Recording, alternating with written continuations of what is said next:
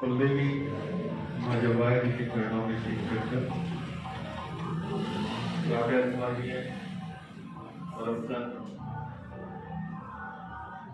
ठाकुर साहब के चरणों में साष्टांग दंडवत करते हुए जैसा कि आदेश हुआ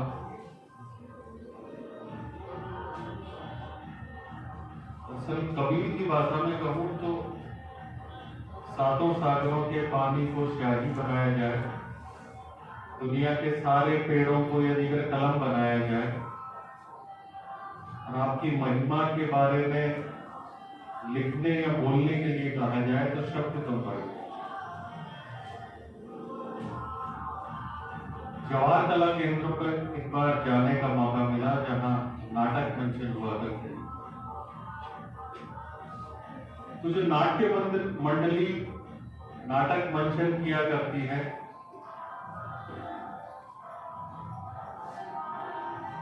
वो भी अपने कला के माध्यम से अगर कोई दोहाई देते हैं तो ये कहते हैं कि बाहर ही थानेदारी संत राम सिंह जी की गई है। आदरणीय ठाकुर साहब के पुण्य के 4 आने का इंतजार जहां प्याऊ पर सब कोई किया करते थे, जिन्होंने त्याग से संयम से जिस तरह से अपना जीवन जिया और आने वाली पीढ़ियों को एक मार्ग दिखाकर गए, निश्चित रूप से स्वयं को आपका कृपा पात्र इसलिए भी मान सकता हूं कि जो कर्म भूमि है मेरी बांदीकुई, वहीं से ही आपका भी एक कनेक्शन है बांदीकुई से। हम अकिंचन को यूं ही अपना कृपा पात्र अपने चरणों में आप रखते रहें। एक प्रसंग जो जहन में एक बात चलती है, आपके यहाँ सपरिवार आप इस स्थान पर विराजमान हैं। एक परिवार में 5 प्रोफेसर मिल सकते हैं, 5 फौज के कर्नल जनरल मिल सकते हैं, 5 IAS मिल सकते हैं, 5 व्यापारी मिल सकते हैं, लेकिन शायद मेरे 38 वर्ष के जीवन में अब तक हमने तो ऐसा नहीं देखा कि एक ही घर के 5 संत एक स्थान पर विराजमान हैं। रामायण के समय में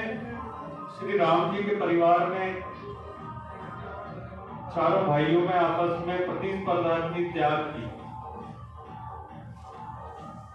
तीनों भाई श्री राम जी के चरणों के अनुगामी रहने को ललायत हुआ करते थे। तो चारों भाई माता पिता के लिए और आपस में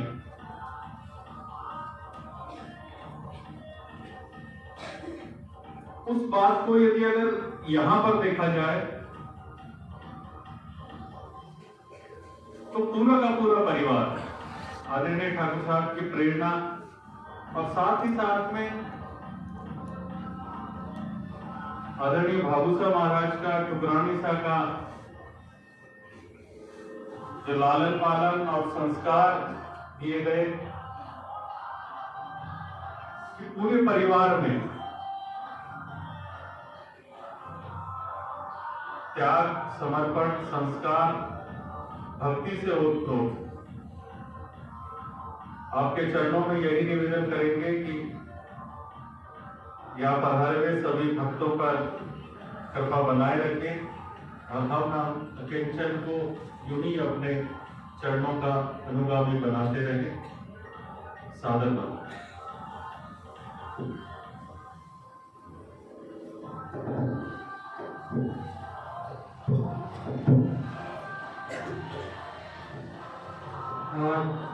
परम पूज्य ठाकुर साहब की पुण्यतिथि पर उनके परम शिष्य आदरणीय श्री डॉक्टर चंद्रगुप्त साहब के सपुत्र श्रीमान R.K. गुप्ता साहब भी यहाँ पधारे हुए हैं। तो मैं उनसे प्रार्थना करता हूँ कि आप भी परम पूज्य ठाकुर साहब के बारे में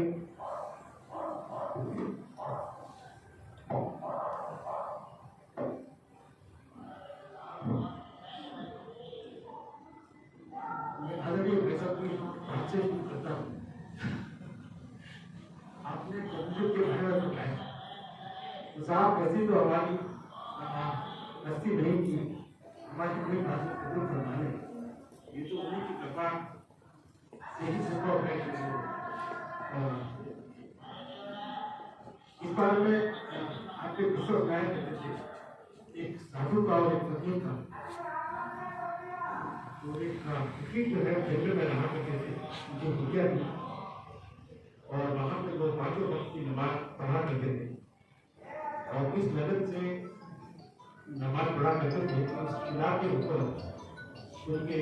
मस्तक के बच्चों के हाथ के निशान होते। जांच की बातें कोई साधु वहाँ पे जिसका